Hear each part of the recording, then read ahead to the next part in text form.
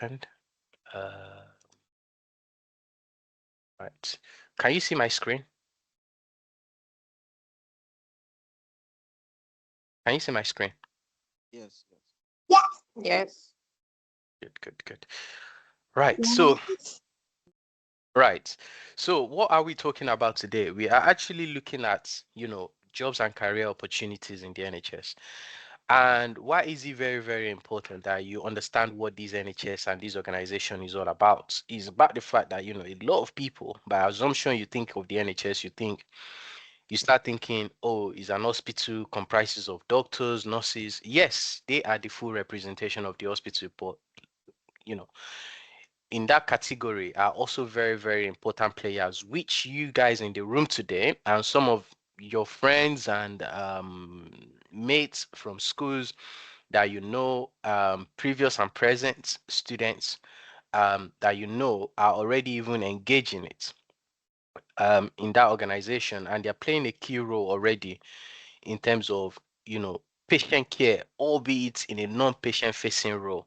So you don't have to be at the forefront of looking after a patient, doing the ACAs, taking them to the ward before you're involved in patient care. There are various administrative, engineering, various roles within the system. Sorry, just give me a second, actually. Just give me a second.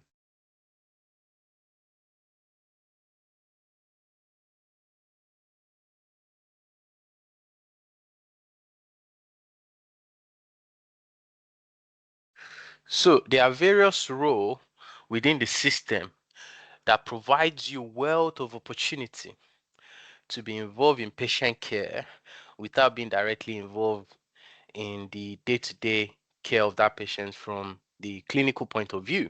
If you are an engineer, someone with an engineering background, definitely you want to assume that when a patient wants to have their operation, the lights in the theater should work to the standard they should work to.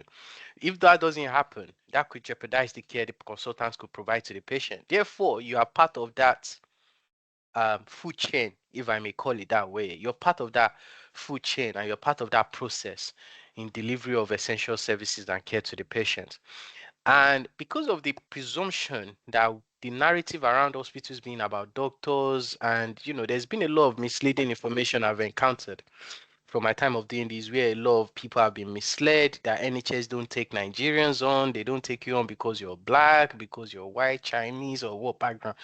That's not the case. If you go in there, you will see different people of different walk of life, different backgrounds, different ethnicity, different sexual orientation, different gender. It is a diverse organization.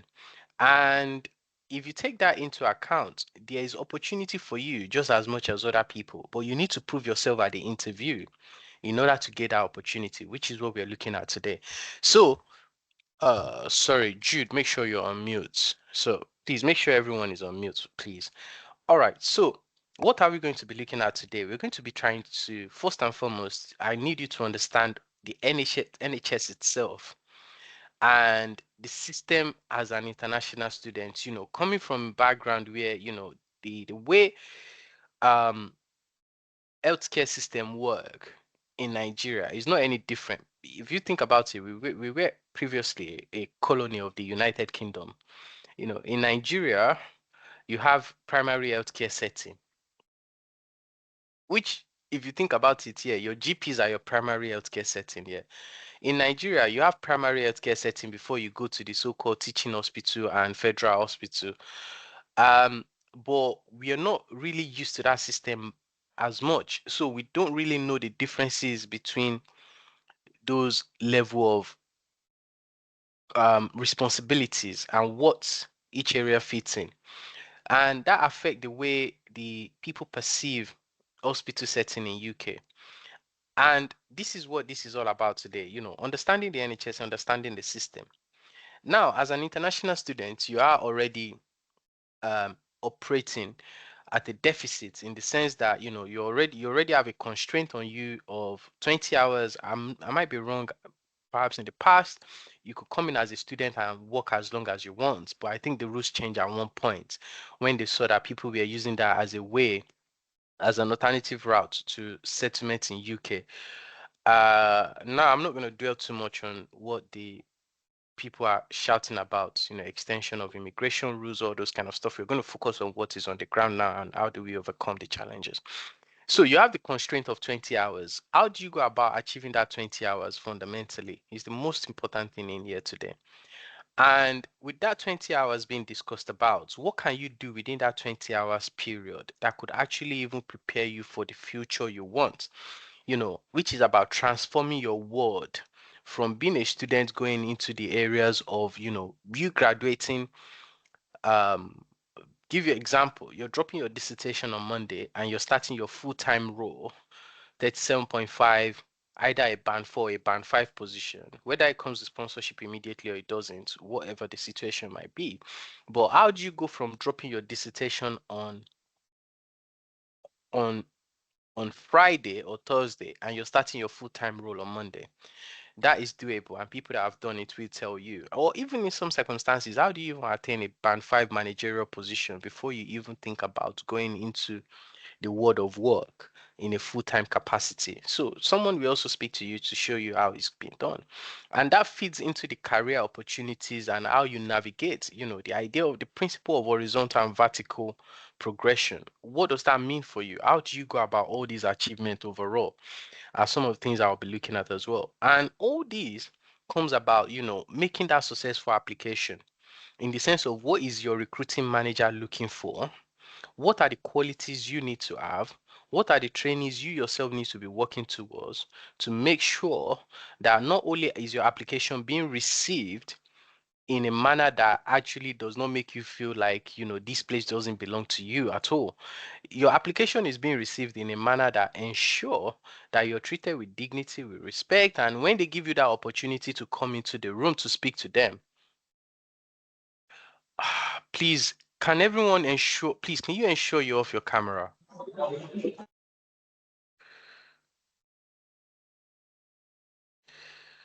Please ensure you're off your camera. This session is being recorded. So please, and make sure you're not in a compromised position in any circumstances, just in case your camera comes on by accident. Um, right. So how do you go about making sure that when they give you the opportunity to come into the room, the person in front of them in the room is not different from the person on paper? That is also another battle for a recruiting manager, and nothing could be more disappointing. And nothing could be more. So, sorry, please. You know what? If I have to mute someone, I'm just gonna have to remove you straight away. Please, please. Respect other people here. If you don't, this is not about me, try and respect other people that are here just to make sure they can have this session, that they make the session worthwhile for them. And I want to make sure we can wrap up earlier as well so we can get questions through. Please make sure you are on mute. Make sure you are on mute.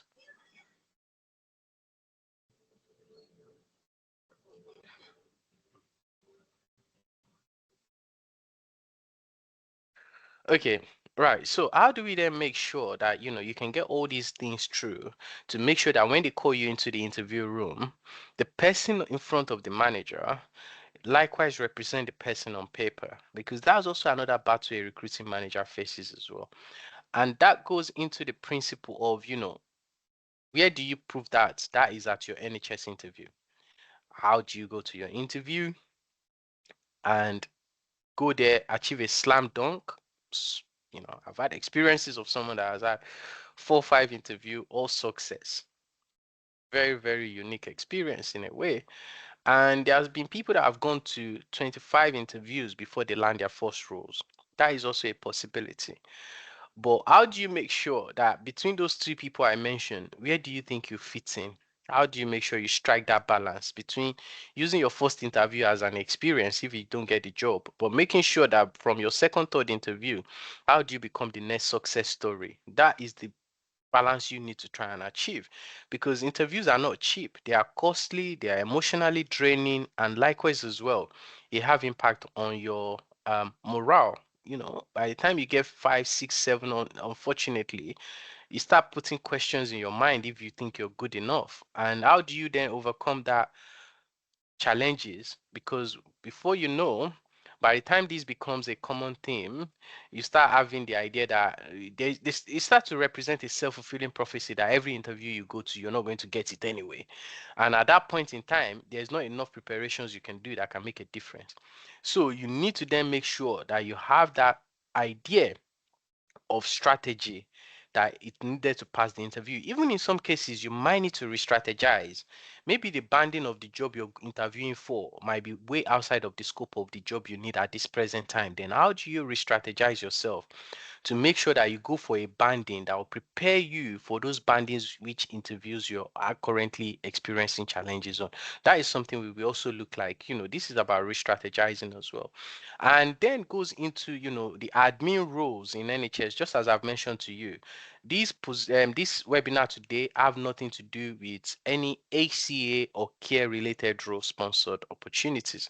These are purely administrative, middle managerial, senior managerial position, combination of IT and so on, project manager. I can't give you the job title, but these are purely administrative roles. These are not ACA, healthcare support worker kind of webinar. These are the kind of roles that actually have administrative responsibility attached to it that gives you the opportunity to go on to achieve what you actually think is about a fulfilling role for you, coming back home to have opportunity to do other things, right?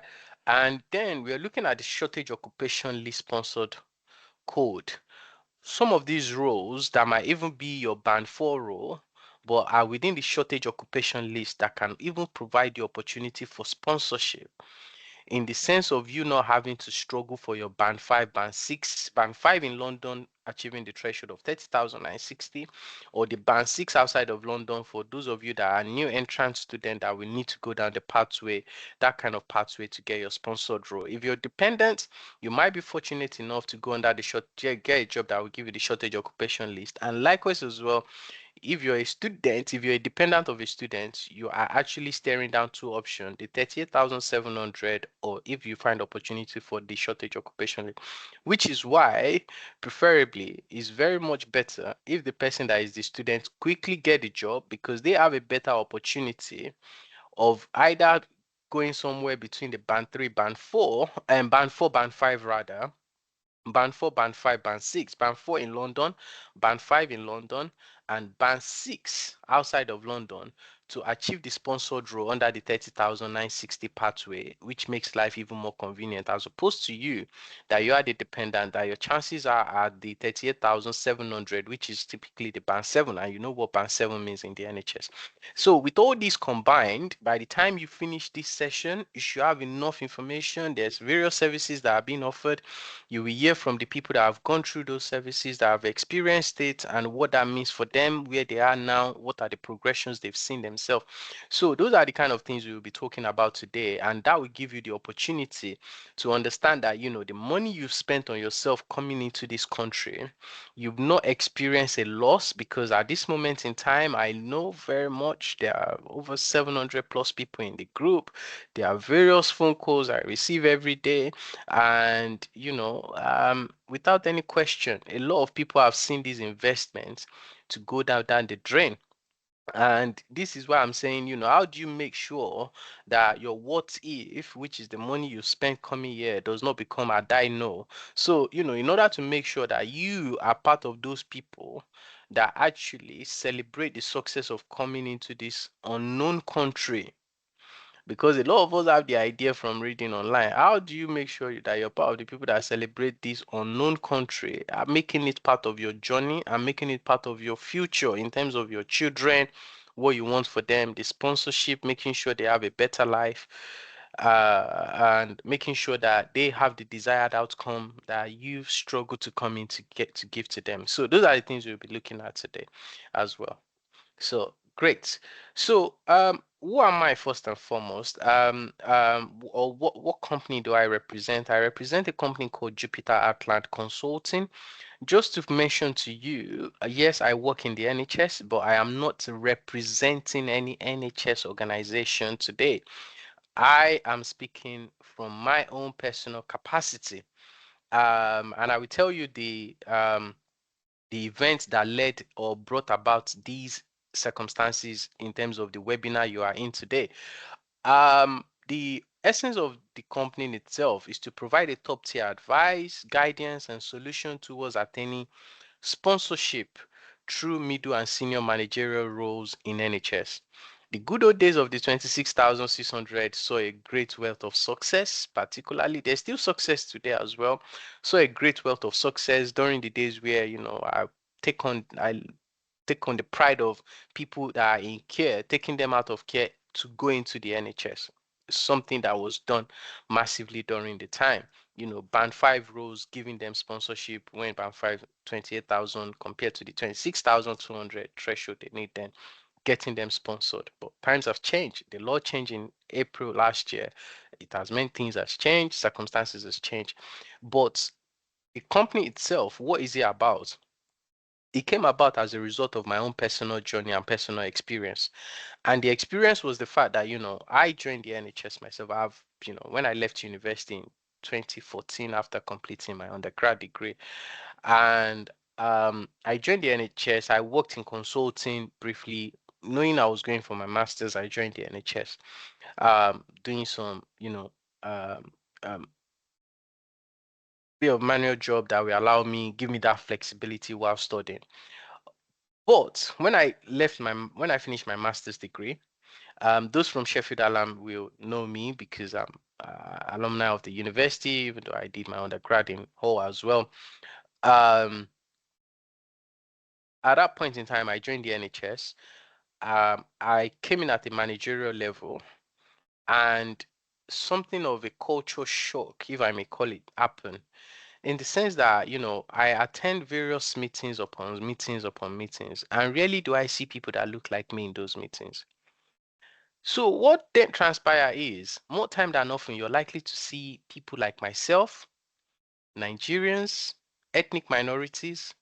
You're likely to see them in lower banding roles, your healthcare assistants, cleaners, and without any disregard for those jobs, they are very, very important jobs. But what is actually going on that meant that certain specific ethnic people are not represented at a senior managerial level? And if you look at what we have today, someone like myself, where I am now in the NHS, I'm blessed to say that I'm a very senior manager, and someone like John and few other people I know are testament to what is achievable and doable if you put your mind to it. Yes, they are costly. It requires a massive investment in yourself, but if you want to transform your world, these are the things you need to do. So that brought about that, question about what next, and how do we transform this whole narrative that if you're not in care, you cannot achieve anything in UK. So, and that shapes the whole modus operandi of the company. And anyone that is in the group will tell you there is no engagement in any care related role. Once you mention it, you're getting removed, because this company as it is about changing the narrative and changing the narrative and changing the narrative to make sure that Nigerians can be in position of respect, to make sure that people of ethnic minority can be in position of respect, in position worthy of, being asked for their opinion and advice, and making changes in their workplace through their knowledge and innovation. And a lot of you would have been a very senior manager, respectable people that they are opening door for in your back home in Nigeria or in your country, someone that you have people that you're doing appraisals for one-to-one, providing mentorship. Then how do you end up from that kind of high ranking, high pedestal position to coming down to a foreign country, and you are almost as irrelevant in a way, with no capacity to make changes or have any impact? So how do you make sure you maintain that status quo from where you're coming from? How do you make sure you take steps that will allow you to find fulfillment in your journey? Despite the transition, there are things you can do that will make sure that you do not fall down to the point whereby you're staring at defeat in terms of your journey. So even though you've left your position in Nigeria, which might represent being down, but you are down being a student limited to 20 hours, but you are not out. So after you've graduated, how do you become the champion again? Is the question we will be looking, is the process we'll be going through, and also the question we will be trying to answer today. So going straight into the webinar, first and foremost, what does the NHS actually mean? First and foremost, what does the NHS actually mean? And to those of you that are international students, what does this organization actually even mean to you? And careers and job opportunities. I've seen a lot of people that say, oh, you are a student, they can never employ you. You are a student, NHS don't there's people that will tell you that, oh, you are black, NHS don't employ people in finance, NHS don't employ black people, or Indians, or any race in certain roles. Please make sure you distance yourself from those kind of people. And a lot of you have been damaged by significant asymmetric wrong information, where you've had people to use their own personal experience to paint your own future for you. So remember, the pen is in your hand. Write your own destiny, write your own future. Don't let anyone use their own experience or their own unfortunate experience to set the goal and the agenda for your own future. Once you have that mindset that that's that person's experience, I want to find out my own narrative will be different. You've already started a journey that will allow you to succeed. But if you clamor to the idea that what that person tells you must be right just because they've been here before you or because of whatever position you put them in your life, you both going to end up the same way, and the same way meaning the fact that the achievements that you will have will also represent their limitation. So you need to be strategic and also be someone that focus on yourself. You come first in this discussion. So if I ask you now, in terms of the discussions around NHS and understanding it. So looking at the picture in front of you now, right? So I've put the NHS in the middle. Can you all see can you see my screen? Are you still able to see my screen? And is everything clear to you? Hello?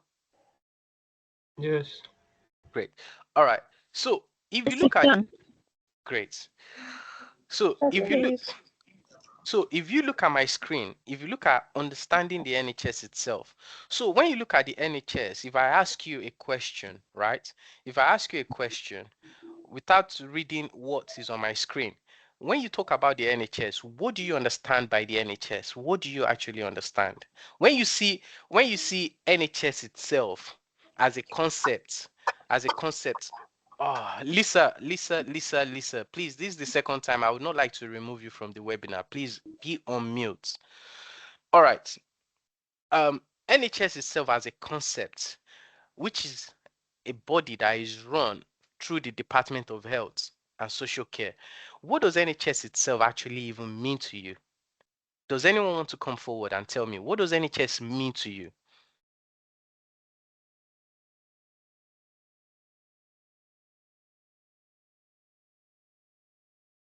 Is anyone Uh, happy to? Yeah, go on, Yeah, go on. yeah. yeah, Can I I, can I talk? We've got two people now, so I don't know. We've got two people actually, so I don't want yeah, you both can of go you to ahead. speak. All right, so I think he's happy to be a gentleman. He's going to give away. Okay. Should I speak? Yeah, sure. Is Yeah. that Oluyemisi? Oluyemisi, yeah. Sure, please Thank go you. ahead. Yeah, to me, NHS is a governing body that oversees everything that has to do with healthcare in United Kingdom. Okay, Yeah. all right. So staying on that part about governing body, when you think about the NHS and you talk about the healthcare in United Kingdom, so when you think about the NHS, do you think NHS? So you think about the hospital, am I right? Not only hospital, we have private sector. No, no, I think Mm, it's only hospital NHS does. Yeah. okay, you think it's only hospital, right? Okay, so Anything on care, Sha. okay, all right. So if I then ask you, only hospital, what do you think about what do you think makes up NHS workforce? Yeah, we have the professionals in healthcare, that is medical. the laboratory, the scientists. There are Okay. many. Okay. Every aspect of an institution. No, I don't mean school when I say an institution. Every aspect. We have the finance, we have the IT, we have the healthcare, we have everything that makes an organization work. Okay. So from your point of view, when you think so based on your own narrative now, when you think about the NHS, you think of the doctors, the nurses, the medical aspect of it, right? Yes. Okay. Uh, All right. So now a very classical thinking about the NHS, and not fault of yours, but I think Glory, you want to say something. Debbie, Debbie, I want Glory. to say something. Sure, go Yeah, ahead. you were okay. You were saying something about when we see the diagram, what does that tell us about NHS? And you're also asking this lady here now that what are those parts that make up the NHS? So my own here is not just the medical aspect. We have the non-clinical staff. Do you understand? We have the Mm, public support service. You get me? We have yes. the research and innovation. We have volunteers and apprentices. Those people make up the key factors in NHS. Okay. That's what I want to say. Great. All right. One last person. I think that will be Adeniji Senami. Senami Adeniji.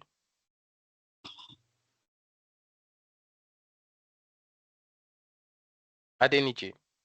All right. Thank you. Can you hear me? Sure, sure.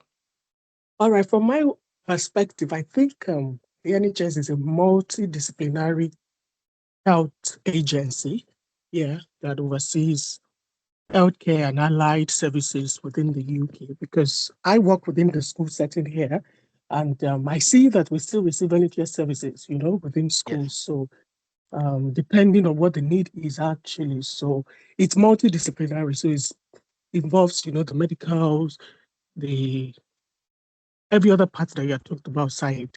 So it's really, really, really much more broad than, what we think it is. Yeah, thank you. Great. Thank you so much. So, every one of you that have spoken, you're all right in one capacity or the other. There's absolutely nothing you've said that can be discarded in any way. But one thing I will also say to you is that with everything you see in the United Kingdom, it is NHS. So, if you look at your council that you live in, your borough you live in is NHS, your house you live in is NHS, your the bus you take to work is NHS, the road you use is NHS, the food you eat is NHS, the store you go into to buy food is NHS, the school you take your children to is NHS, the teachers that also teach your children are also part of NHS one way or the other. And what does this actually mean? Because everything I've mentioned to you is all part of the public health. So, how do you make sure that you don't end up in a situation where hospitals are crowded? Every one of you, every one of the things I've mentioned to you have a role to play. If you live in a house where there is damp, you know the potential for sicknesses from there. You end up in NHS care. So NHS play a role in every single areas, whether you like it or not, when it comes to care and well-being.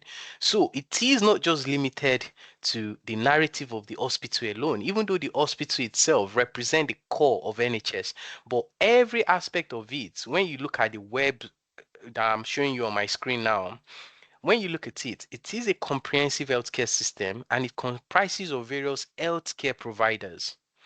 So, if you think about it, the school you send your children to, they are part of healthcare provider. Because why are they part of healthcare provider? They have to make sure that your child is safe. So there is a level of safeguarding, well-being they have to provide to your child. Make sure your child is not exposed to any infectious diseases, even though you send your children to school, they come back with cold from other children, but they're not going to school coming back home with diarrhea because the toilet is leaking. So there's a processes they have to follow. The council is not allowing you to live in a house that is infested with rats or drainage problem or sewage problem. That is also part of the work they have to do with public health officials that have roles to play with the NHS in terms of designing the appropriate care. So one way or the other, everything you look and see and feel within the country involves NHS one way or the other.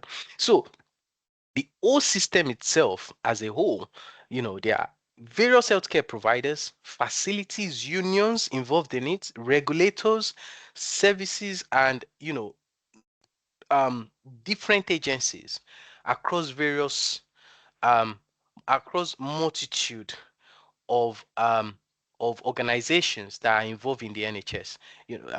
If you look at the Department of Health itself is NHS. If you look at the Treasury is NHS. If you look at the um, welfare department is NHS. If you look at the what's it called, international trade, it has rule NHS. It has NHS function in it. So these organization plays a key role. And if you look at what I've just put in here, so let's look at it for example. So within the NHS, you have the hospital. So this is the NHS in the center. So you have the hospital, and then you have NHS England, right?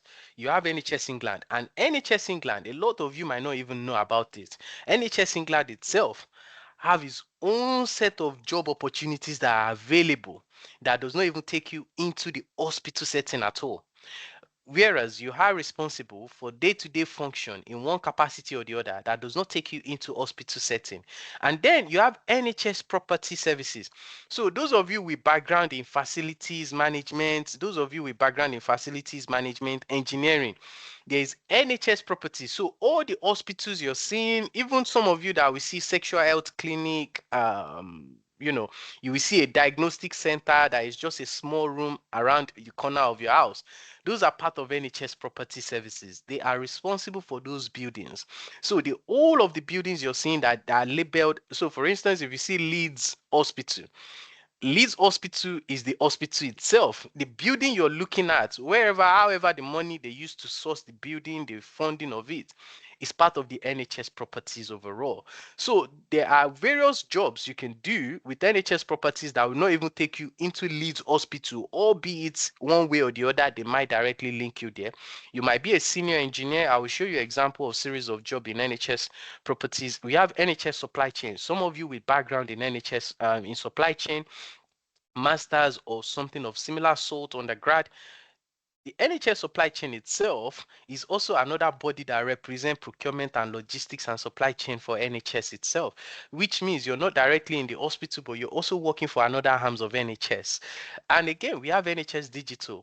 Those of you with wealth of IT background, you don't have to be inside the hospital to work directly with NHS, even though one way or the other, the hospital tends to be the predominant employer of a lot of people. But you can see that there are various arms of organization attached to it. So NHS BSA, which is the Business Service Authority, they are the people that are responsible for the processing of your IHS. They are the people that are responsible for things around your pension, similar like various inquiries, and NHS resolution as well. This is also another organization that is another arms of NHS. Now, the ICB. So every hospital you see, so I'll give you an example. You look at one hospital in your area now. So you have your Leeds, Arrogate, and one neighboring, maybe Newport, say. For example, you have the hospitals in that region. They are all part of one ICB, one way or the other. So which might be the Yorkshire ICB. So that ICB itself also have series of jobs opportunities that would not even take you into the hospital setting. And likewise as well, NHIRA, which is another organization, NHSE, NHS Confederation. These are part of NHS Confederation itself is a policy body that works with various providers, NHS providers, to come and listen to their concerns. So NHS Confederation is also another organization you might not even know about that one way or the other will take you down into the NHS. Then you start having agencies like NICE, which is the National Institute for Clinical Excellence, right? Which are people responsible for all the procedures and operations that takes place in the hospital. There are policies and guidance around them in terms of waste disposals, clinical excellence, site infection. This is also another organization that works in policy area in conjunctions with various hospitals to tell them what is the latest development or any evidence-based research they've done that the hospital needs to adopt as part of as part of best practice. And you have the CQC, which a lot of you would know. If you've been in care setting, you know the responsibility of CQC. If you're not in care setting, for your guidance, CQCs are the regulators that goes in there, inspect the hospitals, they pick special areas or any areas they want to inspect. They have the opportunity to continue an hospital or shut an hospital down. And then you have the UK HSA as well, and you have various health unions. So now, if I give you an example of the health unions alone, a lot of you will know about Unison. For example, if you work in care setting, you might have joined Unison. A lot of you might not have heard of these organizations. If I give you the name, for example, Royal College of Nursing, Royal College of GPs, Royal College of Psychiatrists, Society of Medicine, Royal College of Physicians, Royal College of Midwives, Royal College of Paramedics, Royal College of Radiologists, Royal College of Pediatrics and Child Health, Royal College of Pathologists, Royal College of Occupational Therapists, Royal Society of Public Health, Institute of Cancer Research, Chartered Societies of Physiotherapy, Microbiology, Infection Prevention Society, so on and so forth. So, do you see now, just listening to all these things I've mentioned, do you see now how you could be employed in any areas one way or the other and you'll be directly linked to the care setting? And these are the opportunities that are vastly available, but are not being made available to you because of the lack of information. And that is why you're here today to get that information. So all these organizations as a whole, they have series of opportunity that will take you into a different dimension. So just as an example, perhaps, give me 1 second. Just as an example, so let's look at NHS property services. Let me share my screen. So just as an example, can you see my screen?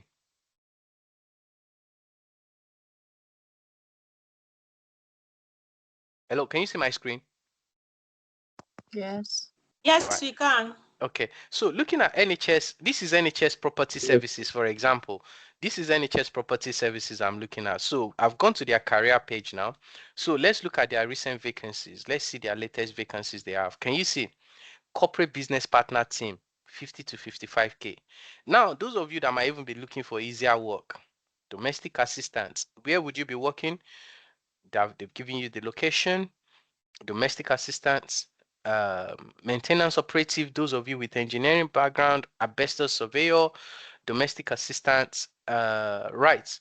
So you can see operative PFI senior contract manager 60 to 70K, lease advisory manager, these are part of their properties, 33K, lease advisory manager, senior lease advisory manager, accounts payable assistant. So those of you with accounting background, you can see. So maintenance technicians.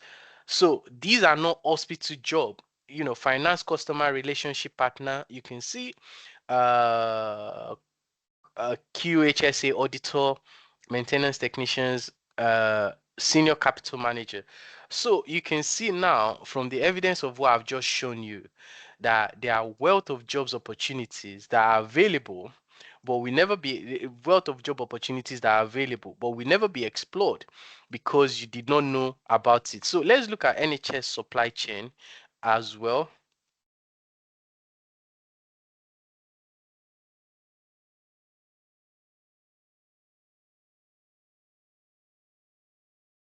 Right. So can you see? So this is direct. So I'm going directly to those organizations now. So this is NHS supply chain. So you can see what they have jobs in terms of jobs opportunity. So there's a job of a category manager, which is already stated in there. Accounts payable associates. Um, accounts payable associates. They've already written the roles in there. Procurement assistant. You've already seen the job. They've told you, he's already informed where you'll be based. 2 days a week in our Leeds office. So it's hybrid working, which means 3 days you'll be working from home. Change communication associates, hybrid, you'll be in Nottingham as well. And they've shown you what your salary will rise to. Commercial compliance manager as well. Supplier manager, cash manager. So looking at this now, do you see how these opportunities are there across the board? Likewise, the organizations I've mentioned to you, such as the Royal College of Nursing, Royal College of GPs, if I go into their page right now, I can literally pull up every administrative job you're looking for in there before even going into the hospital-based job themselves. So before even exploring the hospital-based job, you can see how almost every organization I've listed in here, if you go into their websites one by one, you will see one job or the other that will help you towards your journey in that process. Therefore, the following agencies I've mentioned to you, they provide a wide range of exciting and promising career opportunities beyond your imagination, opportunities whereby you can use those opportunities to seek growth and development in your career journey. And some of the roles that you're looking at does not have to be care focused. These roles are administrative led, they are management preparations roles, and they provide you with the supportive function of understanding how the healthcare system work, albeit from an administrative point of view. All the skills and attributes you need, how do you take on these roles to use them to develop yourself in that journey? And now, if we start looking at jobs that are directly hospital focused job, what do we now come up with now? Let's start to look at what those job means. Before you get to that position, let's go into the website. So just give me a second. Um, right, let me share my screen again. Right, can you see my screen? Yes, we can. Yes. So let's look at how do you search for NHS job?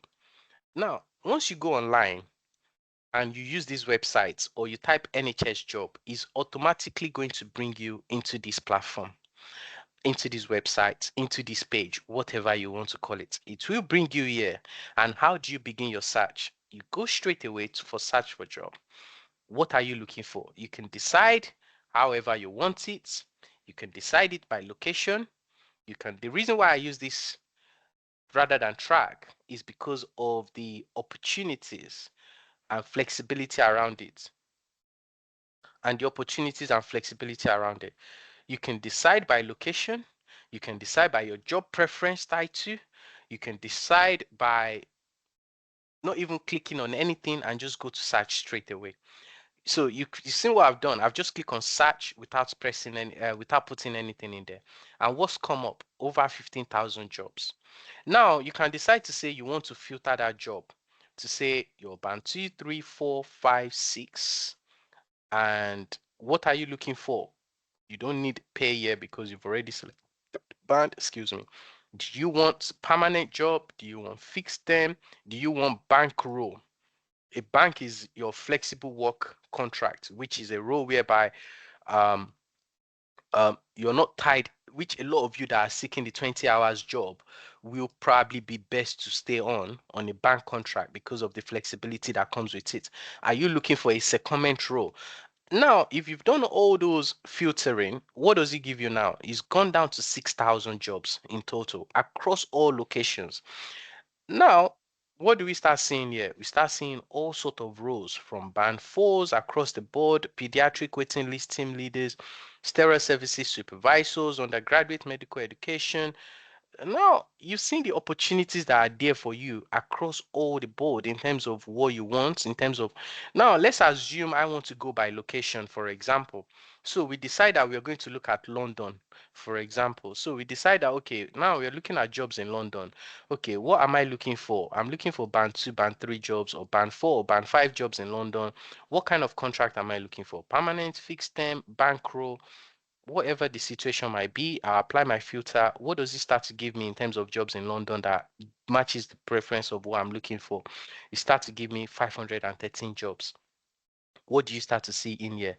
You start to see all sort of jobs, senior administrator, fixed term, bank role, which is your flexible work arrangement. By the time this one, it says £13, but because of the calculation that we take into account in terms of your London waiting, that should take you to about £18. So you can see inpatient healthcare assistant. You can see all sort of roles coming up as well now. So it's showing you that you have 53 set of jobs to filter from, some administrative, some clinically focused job, which means you might not be able to apply for them, but there will be a great deal of, you see, an undergraduate engineer, for example, those of you with engineering background, an undergraduate engineer, which I think is about a band 3 role in London. Now you've also seen series of other jobs as well. Patient pathway coordinator in Bath. These are the kind of role that will give you opportunity um as your entry point. You can see chemotherapy booker. So you can see all sort of roles that are literally showing up. Again, if you say you want to look at another location, you can say Sheffield. Let's look at Sheffield, for example.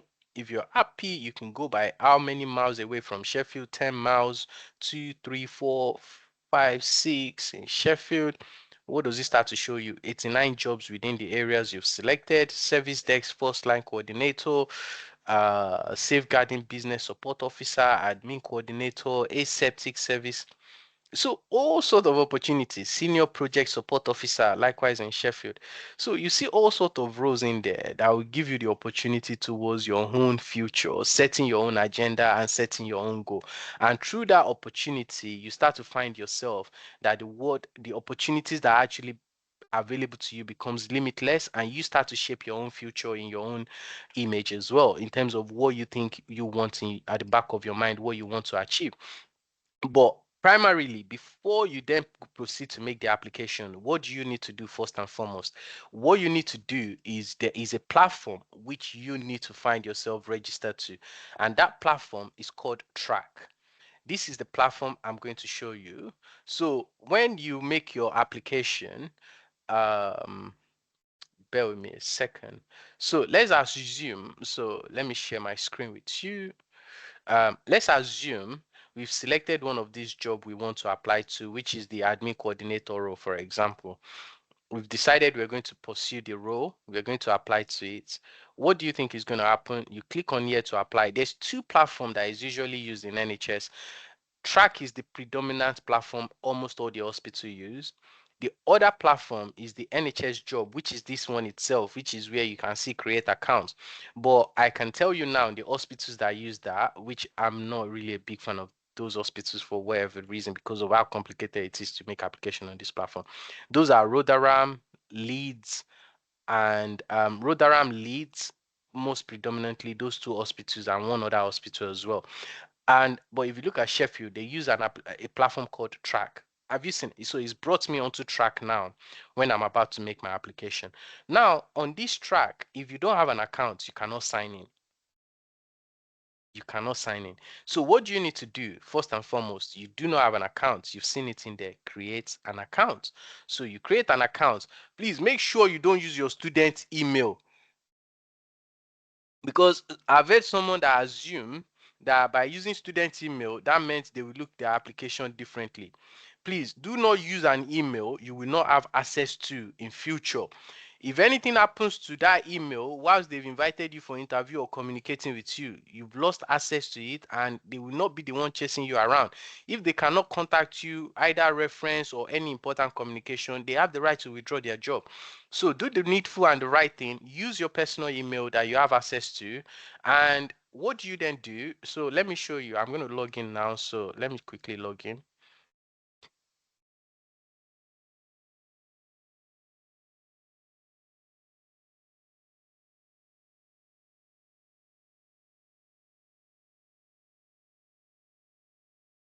Now, so what's going to happen to you now?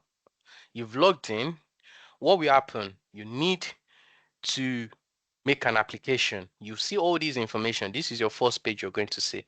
I guess everyone can still see my screen. Yes, we can. Yeah. Yes, Yes, yes, we can. Good. yes. Now you have selections. You have series of. You can see the immigration the system in UK how it works. All sort of visa type are available in there. So make sure you do not select the wrong one because that could have impact on your application. Now they will ask you, are you an employee of Sheffield Teaching Hospital? Now let me also remind you a very, very important point. Just because you work for an agency that send you to Sheffield Teaching Hospital does not make you an employee of Sheffield Teaching Hospital. So just because an agency sent you to go and work in one hospital don't make you their employee. You are not employee of that hospital unless you're working directly with them on a contract either through bank or direct employment. You have to be very, very clear. Do not have the perception that because you're working via a third party company, which is an agency, that automatically qualifies you for their employee status. You're not entitled to the employee status and any benefit that comes with that hospital. So in this case, no. If it's an internal application, you will automatically be rejected at this stage anyway. You will not be able to make the applications once you put no. Now, some of you will be a student. Where do you fit in? Now, some hospitals do not have the opportunity for, oh, I'm a student, I'm applying for full time, I have a graduate visa.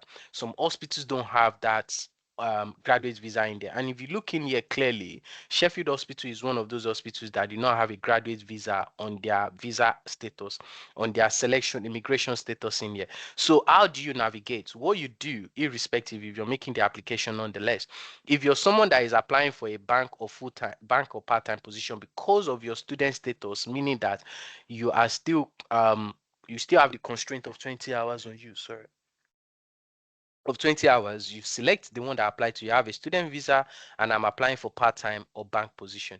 If you're someone that is applying for full-time role, but because even though you've graduated or you switched to a graduate visa, and you can see the evidence that there's no opportunity for you to select a graduate visa because that is not listed as part of the immigration status. What you select is I have a student visa and I'm applying for a full-time position. But what do you do in here? You then put a point in here to the manager so they can see I have completed my academic program. I have successfully completed my academic program.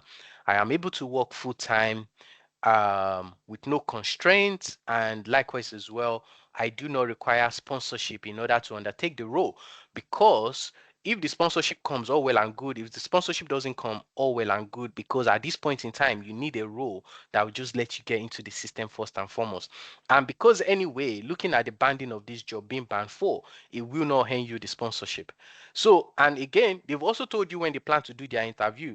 So that's one of the most common problem I have as well, where people will apply for job and then interview will now come and they will say, oh, I cannot travel, I can't do this, I can't do that. Please go on mute.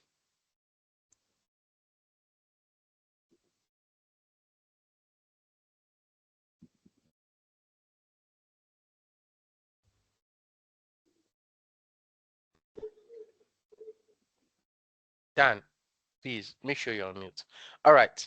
So now some people will tell you, oh, the interview has come. I cannot go because of this, because of that. Well, before you put the application through, unless you're putting your application through in bad faith, that because you think you're not worthy of being called for an interview. So why is them calling you for an interview being a shock? You should be putting your application through with the intention that they can call you for interview at any point in time. So what do you put in here? Oh, I've successfully completed my application, my academic program. I am now able to work full time. I'm able to work full time. I do not require I'm able to take on the role without sponsorship. And if sponsorship opportunity comes, don't put if sponsorship opportunity comes. Just leave it as that. The discussion around sponsorship is something you can have later on down the line. Is it my money that I sent you yesterday? Is it go and work it? Sorry, Mayowa Adedeji, off your camera. And please make sure everyone is on mute as well. Make sure everyone is on mute. The constant disruption is not helpful. I know people have questions to ask. The longer the session goes on, the more the likelihood of me not being able to answer people's questions, the more it becomes. So, right. Okay, then we go on to the next chapter. We click there. So this is where you come to the bigger picture around, your personal details, which are going to be your standard details around your name, all those kind of stuff. But where is your applications broadly determined? This is where your applications are broadly determined. Now, I'm going to warn you on series of mistakes you should not make. Anyway, if I'm working with you, I will make sure that doesn't happen anyway. But I will warn you on series of mistakes you should not make on your applications. Now, what you get to see is your academic qualifications. I've seen people that we had WAEC, NECO, all those kind of stuff. That's not what they need in here. They need your first degree, which is your first university degree. If you have another master's in Nigeria, surely do have it. And likewise as well, you go on to add your current academic pursuit in UK, which is your current master's. If you qualified, if you've graduated, sure what your results are in there, add it in there. This session itself, it says education and professional qualification. It's not asking you for training. There's a specific session or part that is being designed for training, which comes next to the part of training courses. So this is where you had series of trainings you've had. Now, some of the trainings you might have had in Nigeria is also very relevant. You might have Microsoft Excel training, you might have project management training, you might have SQL training, you might have training on handling conflict in workplace, you might have leadership qualities training, management experience training. All these trainings, the providers of the trainings, the duration of the training, if it's your 1 week training, um, some of you that work in care, you would have had manual handling training, you would have had training on things like, admitting cares, care certificate, all sorts. So add those trainings in there, but make sure that you're not just loading it with any sort of random training that might not have any relevance to what actually this is all about. You just don't pick any sort of random training. I've seen someone that has had, sorry, can you make sure you're all on mute? Can you make sure you are all on mute? Can you make sure you are all on mute? Bamidele. All right, so I've seen people that have had some of their modules from their university as a training. That's not that doesn't count as a training. Your academic pursuit is already registered as your degree. You don't go and be writing things like, oh, management. So you've done um becoming a manager as part of your leadership and management course you've done, and then you've registered that as a training in here. That's not the case in here, by the way. Please make sure that mistakes doesn't happen. And again, then it comes to your professional bodies. Some of you might be registered, some of you might not be registered to any professional body. If you have professional registration in supply chain or all sorts, you can surely add it. NHS experience, again, just as I've mentioned to you, just because you're working with an agency does not make you an NHS staff because you're working with that NHS hospital. And then it comes to the most important part in terms of your employment history. Now, your employment history is very, very crucial in the way they will receive your application. So, you have opportunity to register 10 employers or activities. And your employment history, it determines the way your applications is perceived by the manager. And if I throw a question out there, how long do you think it takes a manager to determine whether they want to call you for an interview once they get to your employment history? How long do you think?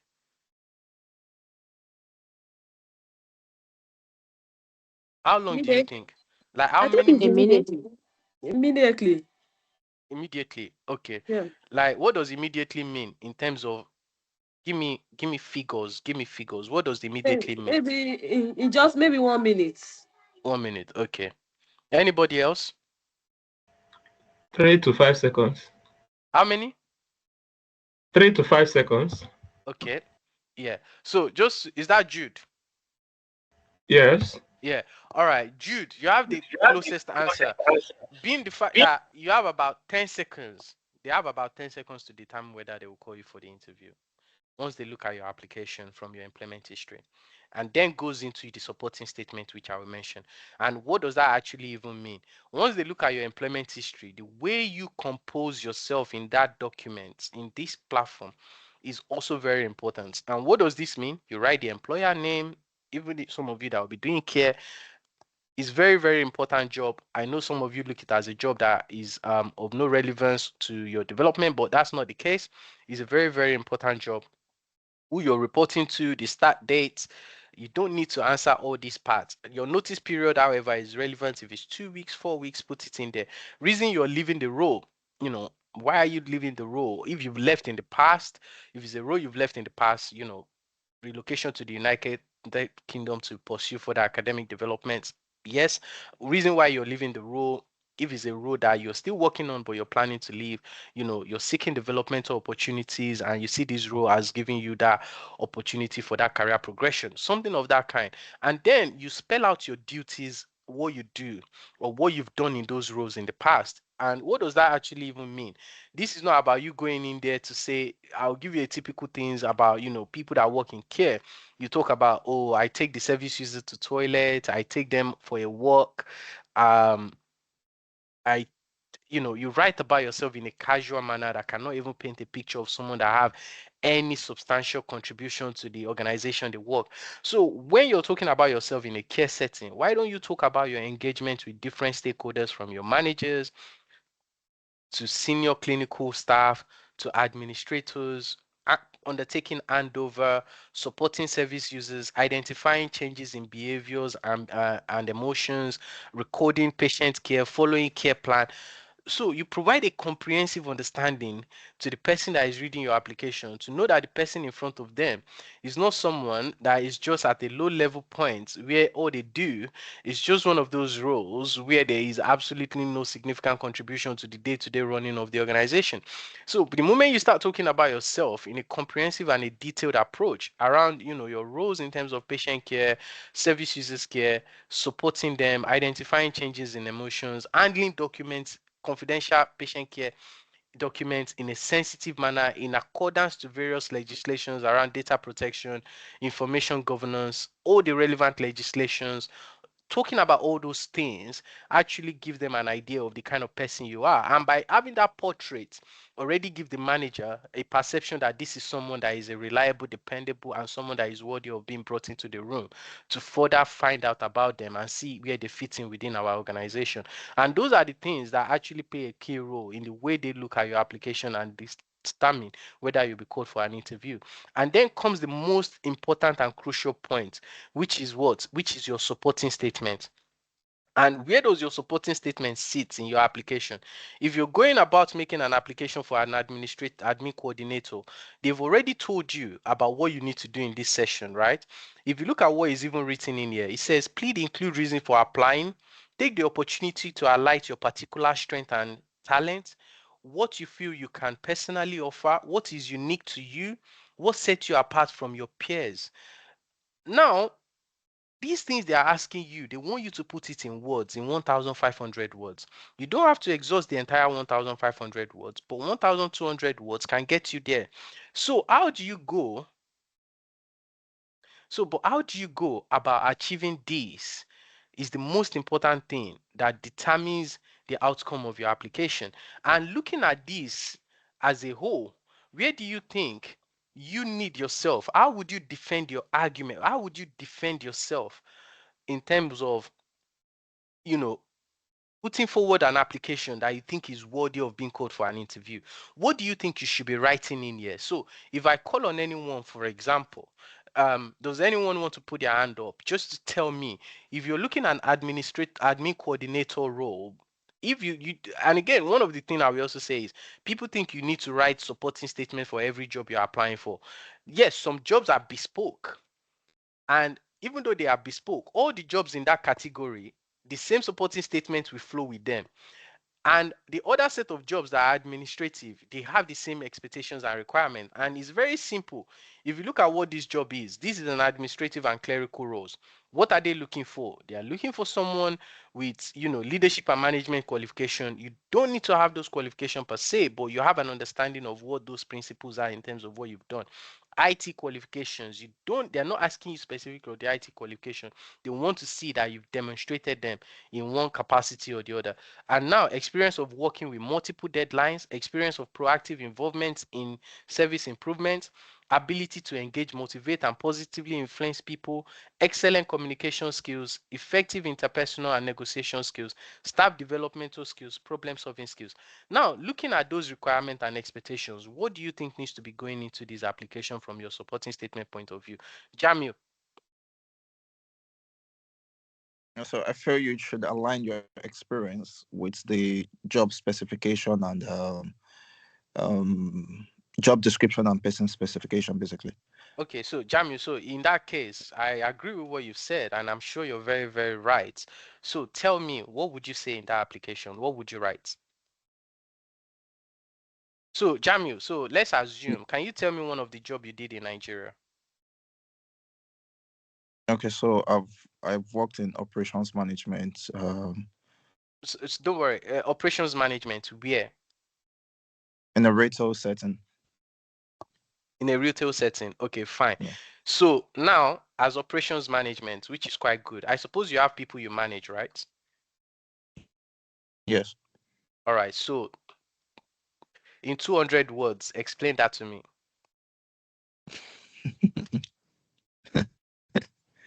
Right. So I might not be very explicit enough and to explain that. So I've managed staff at different level and of different personalities in directing giving directions on processes and procedures that has to do with delivering services within the organization.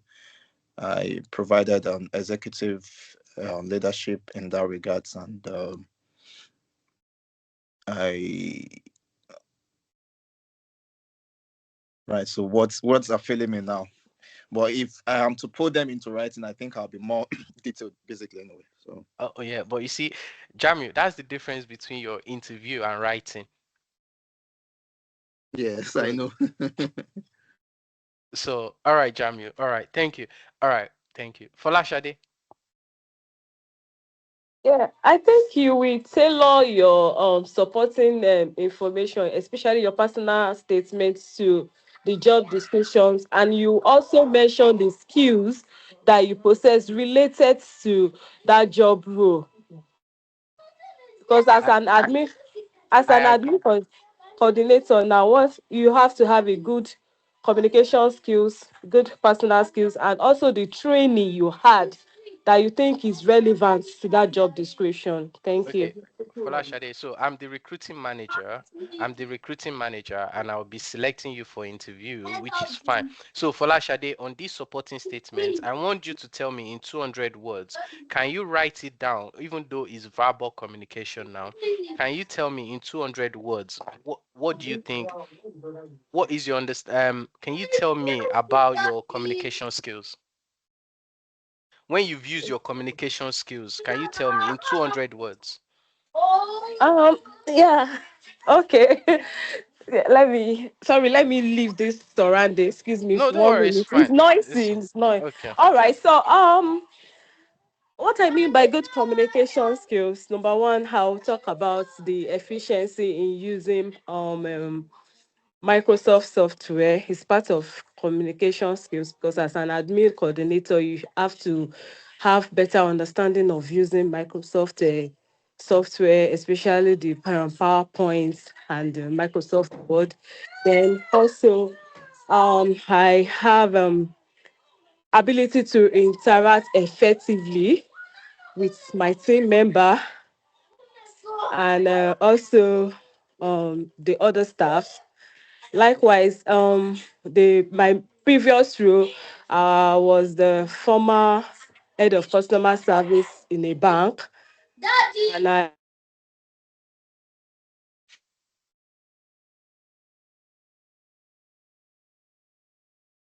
All right, I think she's gone. It's fine. Don't worry. All right, so now, okay. Um, sorry, Bukola, I have to come to you later. Now, okay, looking at this role, for example, so I've listened to Folashade, I've listened to Jamil.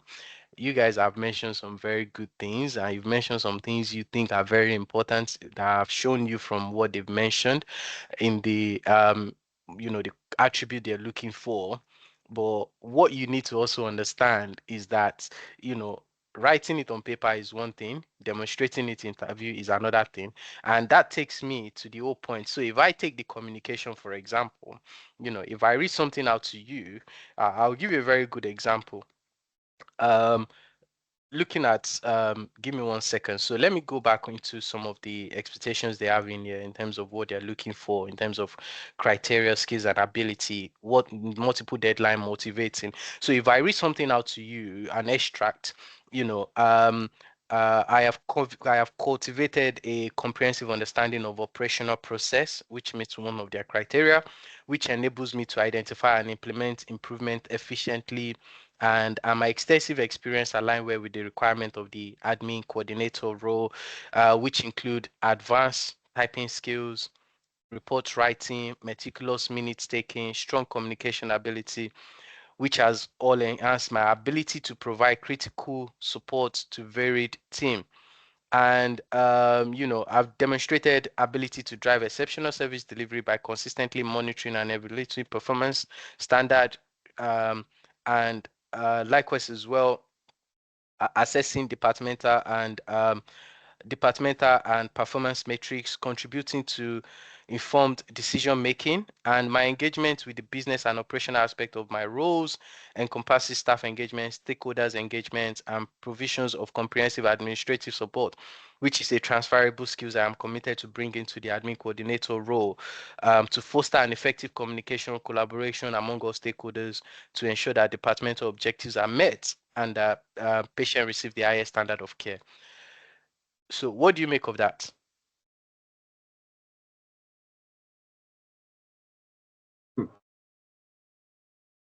Very explicit. So do you see now how you've gone in there and literally achieved every area that they mentioned in terms of, skills and attributes? So first and foremost, you've overcome the first order, right? So let's now go into something they ask again. Now, they've asked for your personal attributes, right? They've asked for your personal attributes. So what is your next set of things you need to look at? They ask for your strengths, your experience in IT, for example, which is going to be very important because they mention it. Now, I think Folashade mentioned about our experience with Microsoft applications, but she did not talk about what function or what role they will play in here. And so when you look at IT, what does that mean? I have experience, I'm proficient in utilization of various Microsoft IT applications, Teams, and Outlook. What do you think they're used for? For managing calendars, for managing correspondence, communications with different people. Excel, for what is it used for? Inputting of datas, charts, presentations of figures and numbers, communicating complex business information in a simple language. Again, you go into the use of, um, breaking those informations down either in charts, graphs, so on and so forth. And likewise as well, various applications that are also attached to Microsoft, Excel for action log to monitor projects you're working on. You're looking at Teams for organizing complex meetings, managing complex diaries and schedules, and data analysis and inputs through Excel. You're looking at various hospital applications, by demonstrating understanding of how all these IT software works, you're capable of assimilating the responsibility that comes with those hospital applications upon receiving the necessary training, right? And when you've applied those skills, for example, I've utilized Microsoft Word for report writing. I've used Microsoft Project for managing projects, identifying areas for escalation, knowing when to seek support, delegate. So, do you see the difference now in terms of you telling them when you've used these applications, how you've achieved their utilizations, and how you've used them to bring about service improvements as a key strength of yours? Is it becoming clearer now in terms of the application process? Right? Yes, it Um, is. so, and again, in terms of your strengths, your leadership qualities, I think it was Jamu that mentioned operational management. What does operational management means? You manage diverse group of individuals. How do you manage people? Yes, I know in Nigeria the culture is slightly different, but it's not even different. There is an organizational expectation. We just don't follow it anyway. But when you speak to your staff about things they're doing wrong, that is a performance meeting you're having with them.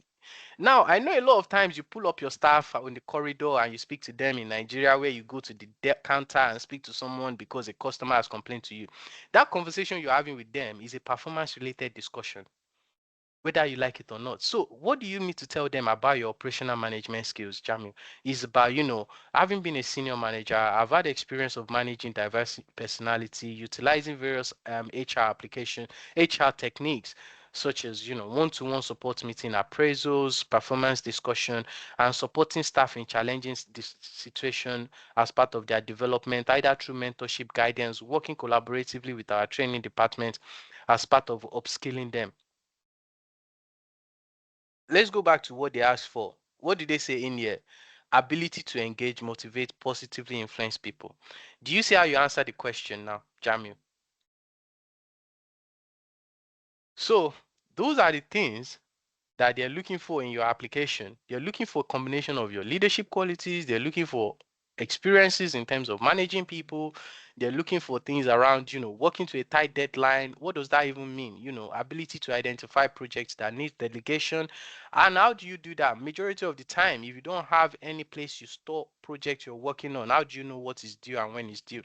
So all these things overall are things that play a role in your applications. Now, I've just given you a snippet, by the way, of your 1,500 words that you need to put together to make it make sense to them in terms of other attributes you have, in terms of your skills, your knowledge, and your background, how your academic as achievement has played a role in your development, all the jobs you've done in the past. You could have been head of service improvements. What role did you play? Did you lead 20-man, 15-man team, 10-man team to look at various improvements in services in the bank, or when you were head of operations or operations manager, you look about bringing about new ways of doing things. So all these things determines the role in the way your application is perceived. And from there on, trust me, if you can achieve these feats of success in your writing, the evidence is there and you will hear it anyway. The interviews coming in is not a problem. Now you can celebrate interview, but you then need to then celebrate. You don't celebrate interview as a victory yet. You can celebrate interview as a qualification. Don't celebrate interview as a victory. The only time you get the victory is when they call you to offer you the role. And what do you then need to do? Everything I've mentioned in here now needs to then translate into the interview session. And from there on, how do you achieve that success is the next question we will look at later on. Now we've gone past this area. Now the major concern is the reference. I've seen, you know, facts that I am giving you today. Whether you get the job or not can be determined by your reference. Do not make a mistake of thinking that because they've called you to offer the job, you've landed the job, they can withdraw the role from you at any time. May God not let us experience something of that kind. If you're putting anyone down for your reference, please make sure they are someone that is reliable, that is dependable, and someone trustworthy. Because if you put someone down as your reference, and the event of them being contacted for reference, they are non-responsive and you cannot get another person to provide that reference for you, it's now up to them whatever they want to do with that application going forward. They have the right to ask the manager to withdraw it. And if you go and don't put any personal email as your reference. Don't say you've worked with Wema Bank, Oceanic Bank, UBA, and you're now putting Mr. Akintola was your manager there, and you're now putting Mr. Akintola's at yahoo.co.uk. I'm very sorry to inform you, they will not take it. They will not take it. So you have to put professional email as your reference. And this is why I always encourage people to say, and you can even see in here, right? They've even mentioned it to you. Please, um, please include your work email where possible to avoid unnecessary delay, right? Please ensure that you provide full contact details of your employer, line manager, or course tutor for each activity, right? So this is why I always encourage you to get your lecturer, because it looks good on your applications. Um, it also demonstrates that you have a good reputation from an academic point of view, particularly the UK one, when you're providing contact for your reference, and you provide people that are of credible standing, your current place of work, with the professional email from there. Do not at any point Start putting people's personal email, your yahoo.co.uk, as a reference. If you want to provide a character reference, please make sure it's someone that have a reputable job and can help you. And if you're putting anyone down for reference, make sure they are someone you can depend on to respond on time. They're not going to be chasing reference up for you. If you cannot meet the criteria for reference, it is your own problem because you know the application you're putting down, the people you're putting down before you submit your application. So please take all the necessary due diligence and take all the necessary precautions you need to by making sure the people you're putting down for your reference are reliable, dependable, and people you trust to do well by you in order not to end up in the pitfall of landing a job and then reference becomes a nightmare for you, right? So just before I leave this page, does anyone have any questions they would like to ask? Just two people, to be honest. The first two and I see, I'll take questions and I'll move on. Folashade. Yeah, thank you very much, Said. I really appreciate your time. Please, I have a question because for the past few months now, I've been applying for different job role. Although I was using NHS professional, so I don't know the difference between NHS professionals and NHS trust. Now, are they not the same thing? Because for the past few months now, I think I've applied almost like 10 now, and I've not even gotten any invite, or probably they'll tell me my application was successful or something. So is it that I'm doing something that is wrong, or what could have been the problem?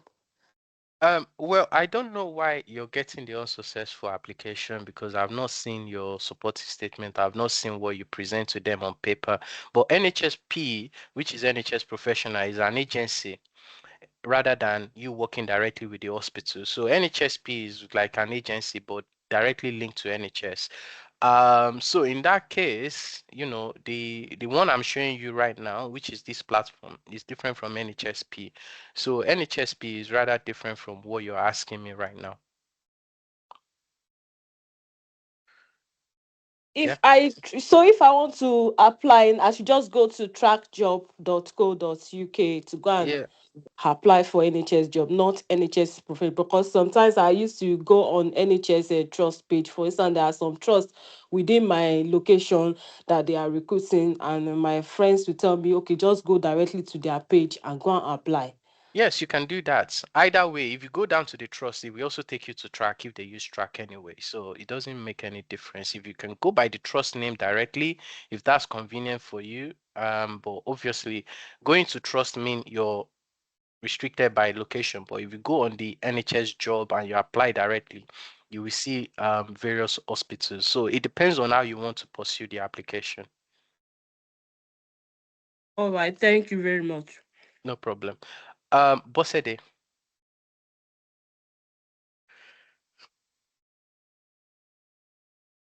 Bosede. Okay, good evening, Good everyone. evening. Thank you Good evening. very much for this much insight.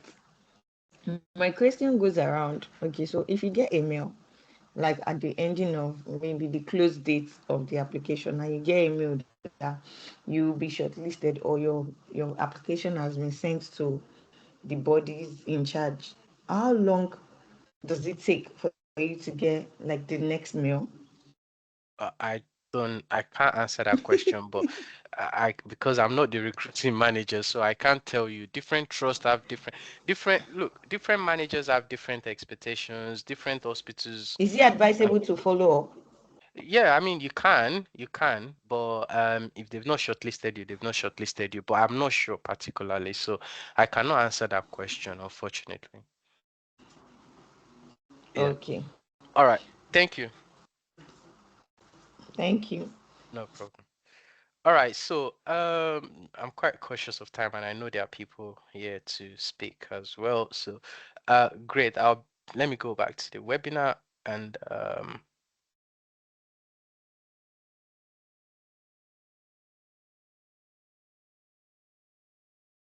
so looking at all these things I've mentioned to you, where should it actually even start in the first place? Trust me, you might be surprised with what I'm about to tell you. All this should have started before you departed Nigeria. All these should have started before you departed Nigeria. Now, I know everyone is here. You don't have the um Insight is a bit of a is a luxury sometimes. In Insight is a luxury sometimes, but that opportunity is not there. But we are where we are. So what do you do now to mitigate that gap, or to mitigate the knowledge gap you have, not knowing that before you left Nigeria, upon the fact that they've approved your visa to come over to study, that you should have been pursuing a road that will lead you in the journey of what you're seeking.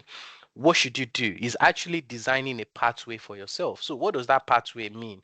You know, when you are a student, you should already, if you're being serious about sponsorship, I've seen people, there's something I will talk to you about as well. I've seen people that have put money over what is realistic. And the danger in there, myself and John have wealth of experience and evidence I can share with you. Sorry, can you just give me one?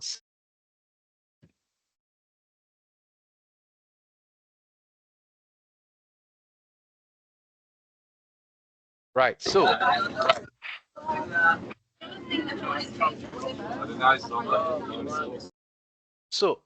myself and John have wealth of experience I can share with you in terms of when I've seen people that have put money over what is realistic.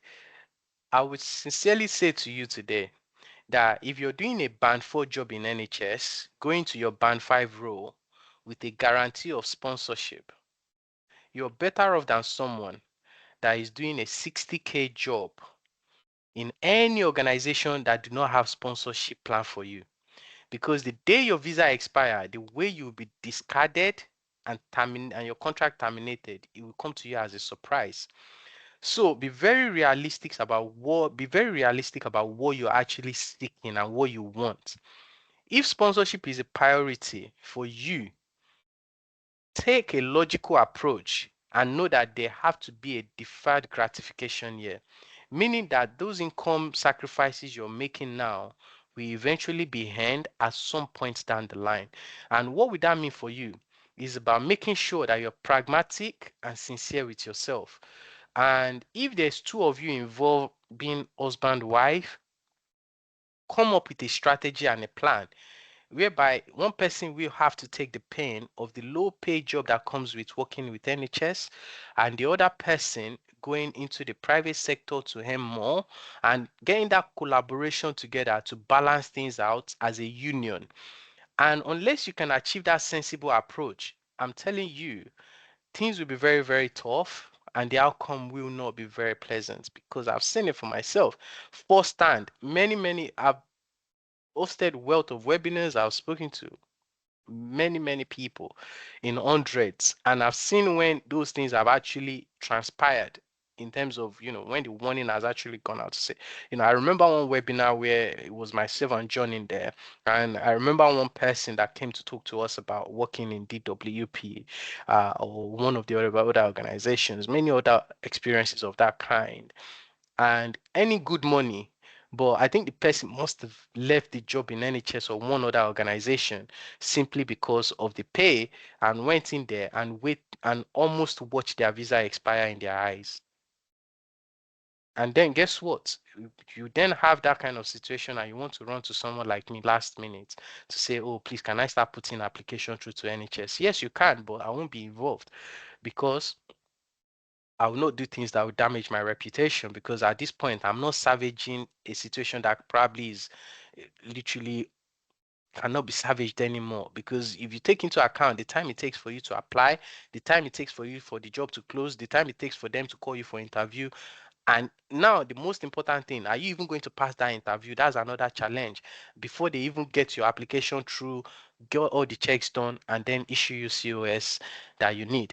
I don't want situation whereby someone is calling me at 2 a.m. to find out what's going on. So be very pragmatic in order not to give yourself a sleepless night. Be honest with yourself and be very sensible with your decision as well. And being sensible with your decision is, don't let greed or immediate gratification, don't let it override you. If you don't have plan to stay in UK and there's a job that offers you good money, and you just want to take the money and leave then fine, that's a good approach. But if you're one of those people that actually have your interest at heart, have your own personal interest at heart, because there are some people you will be surprised that don't even like themselves, whether you like it or not. Some people, it's not that they hate other people, they even themselves, they hate themselves in the way they make their own decision about their own life. So, and those are the kind of people that we always find something to blame along the line. So in order to make sure that you have a strategy in mind, is about designing a pathway. Now you're in UK, you're no longer in Nigeria, you're studying, you still have opportunity to design that pathway. Your first job straight away is into this organization, the NHS or any public sector, particularly those of the organizations I've mentioned. Do your 20 hours in there. What happens 3 months before your graduation, 3 months or 5 months or 4 months before your graduation? Start applying for your full-time role, meaning the day you submit your dissertation, you have the opportunity to go and commence either your band 4 or band 5 role immediately. Therefore, giving you opportunity to set yourself up for a very, very, very good future in terms of not even in some circumstances, some of you will be fortunate that you will not even need a post study. But even if you're going to need a post study, you might even be so fortunate that you might not use more than 6 months out of your post study before you go on your sponsored role. And those are the things that are doable. People that I know that have not had to use their post study, and people that I know that have not had to use more than 7 to 10 months in their post study. A very, very beautiful person I know that had experiences from a band 3 to 4 straight to 5 on a sponsored role. So those are the journey that are very much achievable and doable. And if you take that pragmatic approach, you will see yourself finding everything very, very easy and smooth. And that is part of the career progression I'm telling you. You identify progressive job opportunities 5 months before graduating, albeit having already taken up a role within the healthcare system. Even if you're doing healthcare assistant, to your surprise, there are many trainings you can do in the NHS that will even lead you down the path of your so-called band 4 and band 5, even though your job you're doing is an healthcare assistant. Even though I don't cover it, I still would not say to you that you should not do that healthcare assistant role, being a 20 hours role as a student. Take it up. If there's other opportunities, take it up as well. So be in that system, be in that system with the expectation that you're going into the system with your next mission in mind. And by the time you start aiming for your sponsorship role, either your band 5 in London, or in some circumstances, you might even settle for a band 4 in London of 31,000 that might sponsor you, or your band 5 or your band 6 or band 7. By the time you get yourself into that position, you will actually realize how life becomes easier.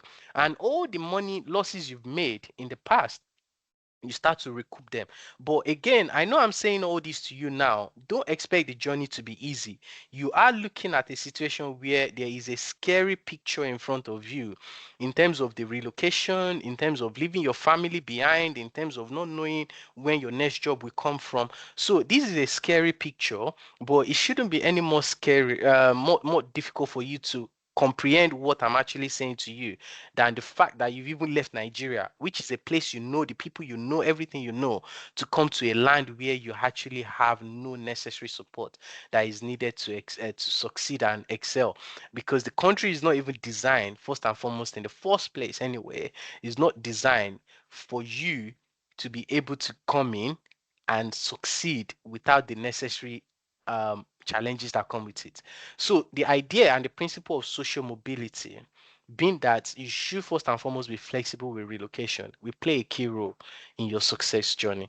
And those are the things.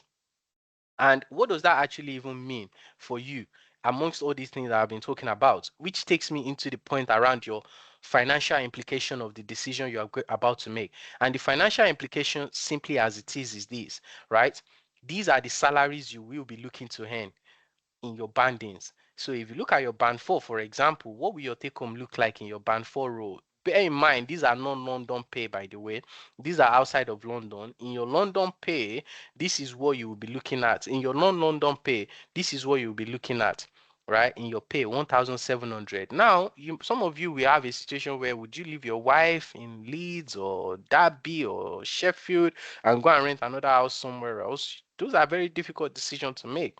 You know, these are circumstances where you have to look at the reality of what is on the ground.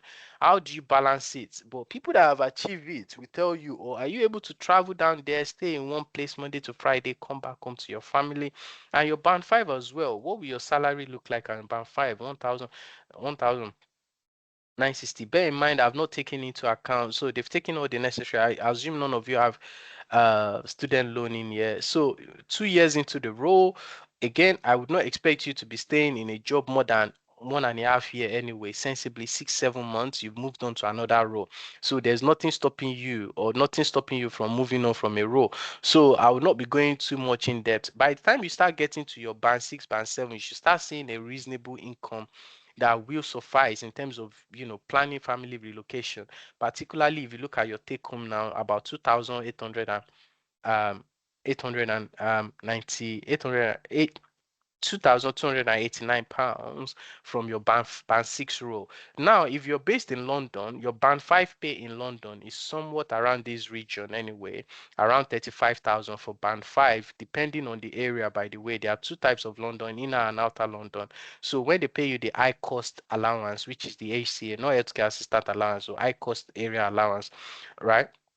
You start seeing this is what you'll be earning as a band 5, whereas you outside of London, this is your band 5, which is why primarily a lot of the band 5 in London band 5 in London tend to qualify for sponsorship, because within those areas I've mentioned, by the way, because of the 30,960 threshold.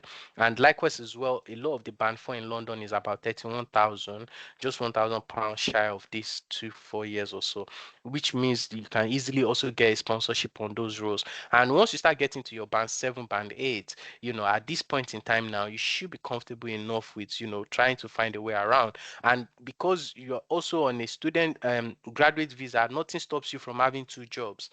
So, truth be told, I doubt you can even sustain yourself on a single income in UK, even if you're earning whatever the amount might be. So you have to be very, very sensible in terms of, what is your next step in terms of, okay, how do I manage myself? And you working in partnership with your wife, your husband, or your partner to make sure that everything makes sense to you and makes sense towards your attainment for the future. So, does anyone have any questions around NHS space so I can move on to the next set of slides? I'm happy to take one or two questions. Charles. Hello, Saidi, can you hear me? Sure, Charles. Okay, thank you so much for the section. It's quite insightful. And my question is just to know what are the possibilities of someone going into band 6 NHS role who has never worked in NHS but probably have the required experiences based on the job role and the person's specification. And because from my observation, most of your key points always aligns towards starting from a lower band, then graduate and go up the ladder while you move from probably one trust to another. So is there no possibility for someone going up to the band 6 getting a sponsorship straight up?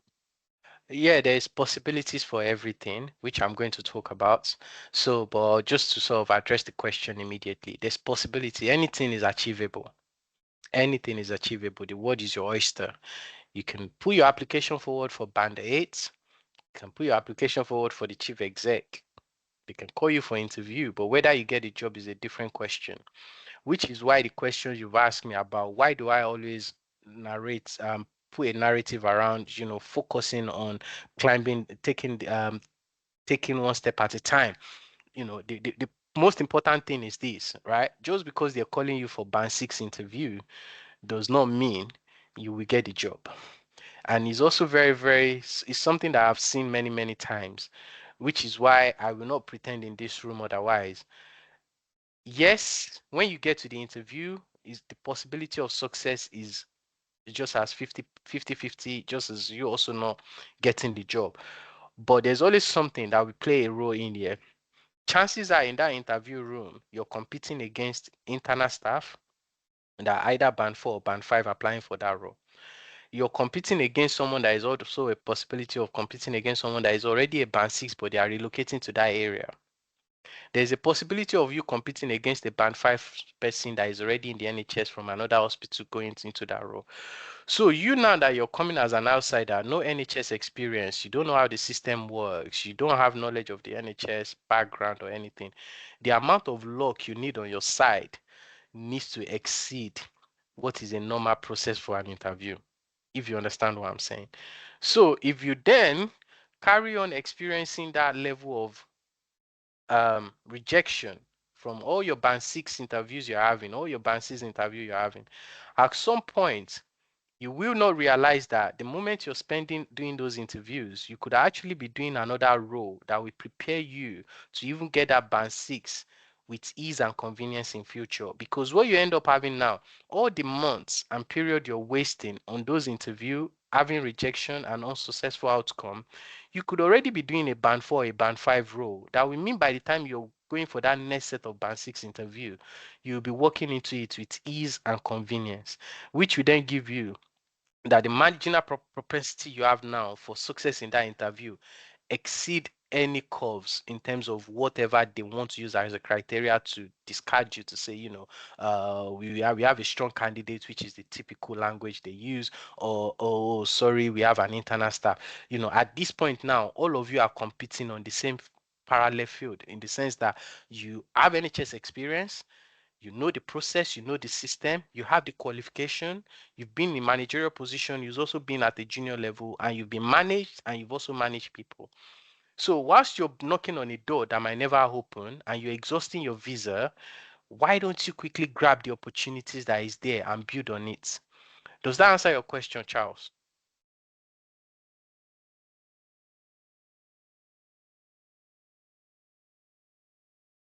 Babatunde? Babatunde? Biodun Busari? Yeah, I'm with you. Um, I joined the session from. I didn't start with you guys, so I want to ask if it's possible for me to get a video record of this session. Absolutely, sure. Sure. All right, thank you. Right.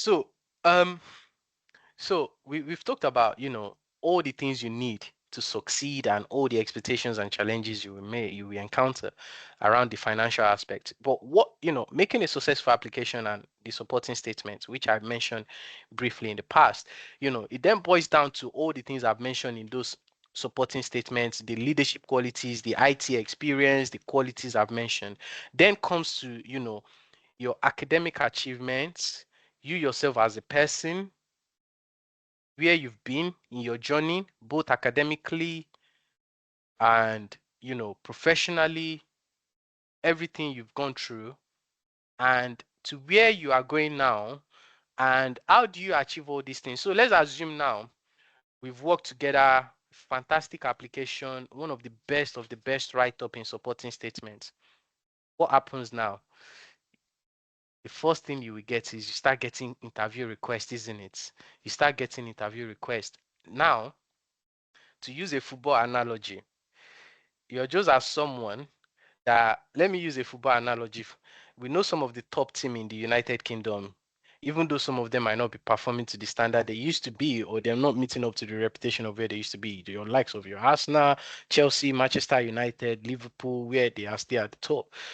Now they will go into Champions League anyway. Fine. But you're celebrating, to use the typical Arsenal ways um of operation. They celebrate qualification for Champions League only to know that they will always drop out at quarterfinal. So if you take that into account, so if you're the kind of person that always celebrates interview, you will always qualify for interview, but you will never get the job. So what's the point? What is the point? So yes, celebrate your interview request, but don't be an interview merchant. Every time they always call you for interview, but when it comes to the success, is never it never materializes. Therefore, what do we need? That is the most important thing. The success of your supporting statement, very crucial as it is, is also as important as the success of your interview.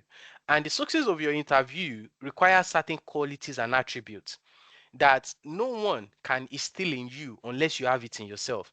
I've seen people that have come with a very, very low level, mediocre interview performance. Trust me, no recruiting manager, I can tell you, if you use all the anointing oil in this world, they cannot save you from these people. The reason being is that you're not the only person going into that interview room. They are not your family. And again, you always have two, three people inside that interview room, and each one of them have to share their scoring. And they always have a lead interviewer, which all of them will feed their score into that will determine the outcome. So if you put a performance that is just as mediocre as what you think is your best, your outcome will always be the same. And I've seen it many, many times. So you have to be on your A game at all times when it comes to your interview. Know your know your job. Know the JD in out. You know, I have someone that will speak to you. Very, very, very beautiful experience we had one time around an interview. And I remember saying, "Oh yes, that's it. You've done it." And lo and behold, within about a few minutes after, they got called. Know the job in out. Know the job in out. Know what they're asking you. Know the trust. Even go as far as knowing that department. What do they do? Where are they? What is their achievement? What is their failure? What is their success? What is their IT software? What's the challenges they have? Know the hospital. And these are your recruiting manager's expectations. No question about it. It's not negotiable. So don't believe that your performances they have to change their own way of assessment to your own standard. You are the one that will meet their criteria. They will not meet your criteria. You need the job, they don't need you. As sad as it is the fact they don't need you. They will find somebody else. Some of you would have had this experience where you've been to an interview and they've gotten back to you and they've re-advertised the job. It's because all of you that came to that interview did not meet the criteria. They would rather go out for somebody else than put someone that they think does not meet the criteria in the post. And it's fact. So you have to make sure that your performances exceed expectation as much as possible. And how do you achieve that? Is by making sure that your route to success is already embedded in the principle of preparation. If you don't prepare for your interview, your outcome will not be any different. If you don't even know something as simple as their trust values, you don't even know what the department does, what their core values are, what they're seeking to achieve, what is the challenges they have. If those are the things you can't even master the art and the principle of those things, the outcome will not be any different in any circumstances. You can be an interview merchant, have 75 interviews, you will then see that, oh, I've always gone to an interview, I never pass, I don't know why I'm having challenges with NHS. You're not having challenges with NHS, you're having challenges with yourself, and you've not done a self-evaluation and tell yourself the truth. And by doing that self-evaluation, telling yourself the truth, that something needs to change, perhaps you might need to seek guidance, and saying something needs to change and things need to change with me, you might then be able to give yourself chances of prospect. Even in some certain circumstances, you might need to even reevaluate your strategy. Maybe you've been shooting for your band 4, band 5, band 6. You might need to come down to a band 3 and use that to propel you towards your journey. And I've seen someone that have done it and they've done it successfully well in that capacity. And again, it goes down to your supporting statement again in terms of what we talked about, your relevant experience, polishing yourself, making sure that everyone can see you in good light. And now, seeing you in good light is not even enough. You've talked about yourself, you've talked about your training, you've talked about your achievements, you've talked about how your degree, your academic attainment has been very crucial to your success. You've talked about all these things in great details, elaboratively on paper. So, a manager that is reading your paper, like for instance, now I'll give you a typical example. As sad as this thing may sound, because it actually does hurt my soul sometimes in a way whereby I see, people that have opportunities. I've known someone that had about 15 interview requests and they didn't attend one of it. They did not attend one of it. And these are the kind of things that, really hurts me in a way whereby you see these opportunities that are being served to you on table and you don't grab it. You can write about yourself excellently well in your application in the light of, talking about your experience in terms of being consistent. You've applied your skills in a compassionate manner to deliver care and support to both patient and colleagues. Be things around the fact that as an individual, you've developed a strong foundation in essential communication.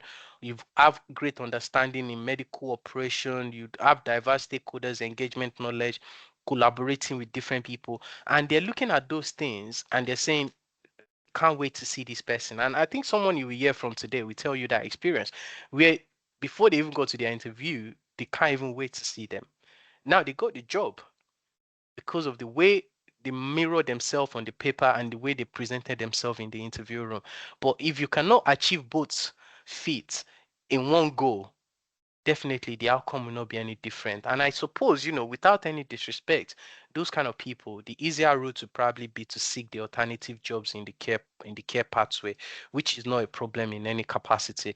And if you then look at the interview techniques that are required for success in the NHS, what do they need from you when it comes to your interview? What do they need from you? Tell us about yourself. So when Jami was telling me about operational management, I asked him, what do you understand by this operational management? How have you done it? Tell us about yourself. Why this role? Why this hospital? Why this role? Why this hospital? What is your understanding of the job? What are the skills you will bring to the role? Now, some people will say, oh, I can bring ability to work to tight deadline. I can bring my IT skills. I can bring my knowledge of operations and performance. I can bring my ability to work with diverse individuals. Very good. But why and how is it relevant to that role? A very good example, I have a great deal of IT experience. I'm very skilled in utilization of Microsoft, all of the Microsoft 365 suites, from Microsoft Word for report writing, Microsoft PowerPoint for presentation, Microsoft Excel for inputting of data, presentation of data. I'm very skilled in utilization of Microsoft Project. I have an advanced knowledge in Microsoft Excel for action log, presentations of data, managing complex presenting complex information in a simple business language. And I'm very much aware that in the role of the admin coordinator, part of my responsibility will involve inputting of patient information into our patient tracking list, or maybe a medical secretary into our patient tracking list, which I know is utilized through the Excel system. And my comprehensive understanding will mean my ability to work into various MDT meeting to support the consultant collaboratively to present all the data and figures on patient breaches. Now, do you see how I've taken my experience in using Excel into the actual role I'm actually sitting for, rather than just leave it to them that have experience in Microsoft Excel?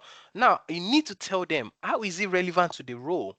Now, if they ask you, what do you know about our hospital? Like, tell them about their trust values, compassion, respect, dignity. How is it relevant to your current role? As a healthcare assistant currently in my current capacity, my wealth of background in working with patients or service users with complex need has required me to treat them with compassion and respect, support their family in challenging situations, work collaboratively with colleagues to deliver an essential care. And I know a part of your trust value, which is about compassion and respect. These are principles I have infused or embedded in my day-to-day practice, and I'm confident in bringing it to this role as an admin coordinator in order to deliver essential care to patients, support colleagues in challenging circumstances, and also work collaboratively with senior managers. Now, you're not leaving those things out as though they need to go and figure out where you fit in. You need to remind them where you actually fit in, and that's what they're looking for. And unless you're able to do that, the interview outcome will not be any different in any capacity. And then it takes you to the other technical questions around your understanding of confidentiality. What are the core principles around confidentiality in the healthcare setting? A lot of you have had training on information governance, but you've never ever utilized that training to understand. You've never used those training to actually understand your own personal development. I've I'm very surprised the little amount of knowledge people that I've worked with that work in care setting that don't even know some of the core values around information governance, despite the fact that that's part of your mandatory training. UK Data Protection Act, information governance, Caudico principles, all those policies that are very relevant to data protection in care setting are likewise important in the NHS as well.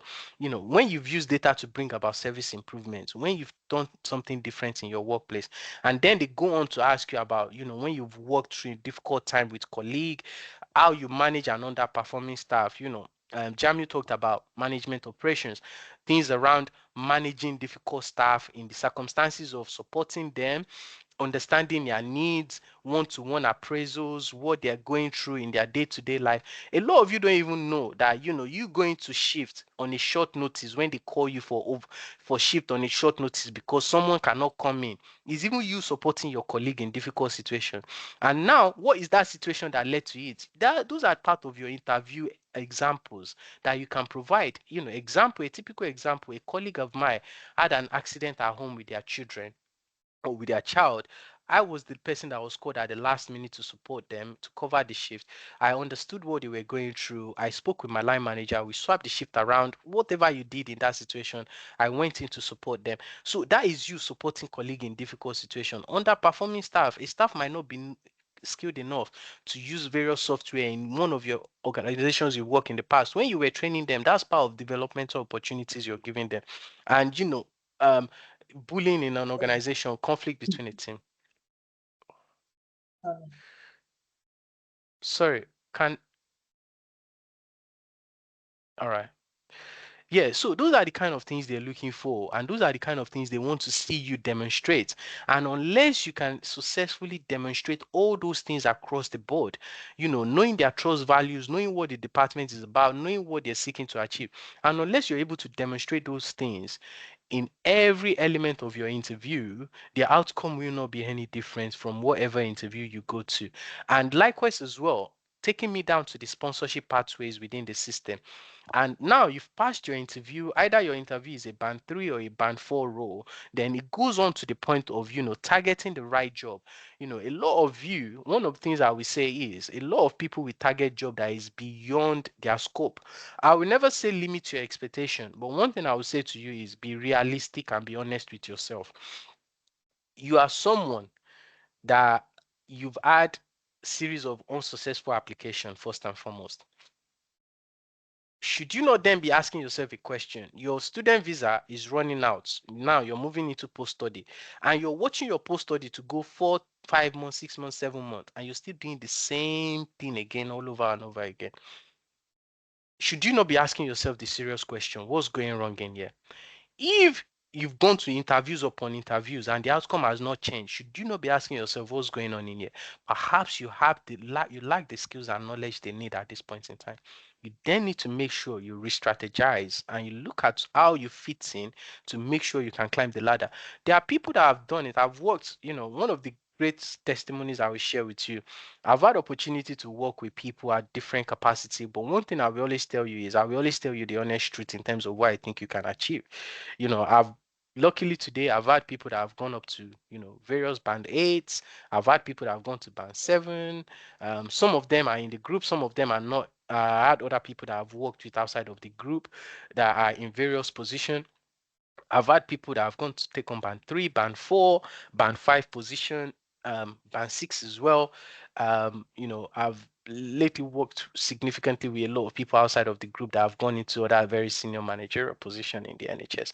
So the pride I take in being able to give you that honest assessment is something that I'm telling you today that, look at yourself and look at what you can actually achieve realistically. Because the moment you're spending trying to overcome the interviews that might not be achievable given the circumstances surrounding your experiences and background could have impact on you when you're even ready to have the honest conversation with yourself, because at that point it might be too late, and that's a fact. So in order to prevent yourself being finding yourself in a situation whereby you're not at the mercy of having to pay someone over 10,000, 15,000 pounds for a COS, set yourself a realistic and achievable goal. And by doing that is by targeting the right job that you can do easily and build upon and go about your way in terms of in a dignified manner. And advancing your career opportunities, there are a series of trainings you can take. Some people I've worked with, I've seen those opportunities. There are various leadership courses around Edward Jenner leadership program. There are leadership courses on, patient pathways. There are leadership courses on NHS finance. There are various courses, report writing, minute taking, organizing meeting through various organizations such as NHS Elect, NHS QIL. There's a series of all those trainings you can take upon that will give you the opportunity for your developmental goal to achieve it and also propel you towards those roles when you're ready. And unless you take those positions, first and foremost, the outcome will not be any different. And in order to prevent the mistakes of people of the past, which I always say to people, there are two types of people you will encounter. There are those whose life is an example and those whose life is a lesson. I think you know which one of them you want to be part of. Being an example is better than being a lesson, in the sense that being a lesson, in the sense of, that person has failed. And being an example is someone that has done it and achieved something out of it. And if you're being pragmatic and understanding of what you're actually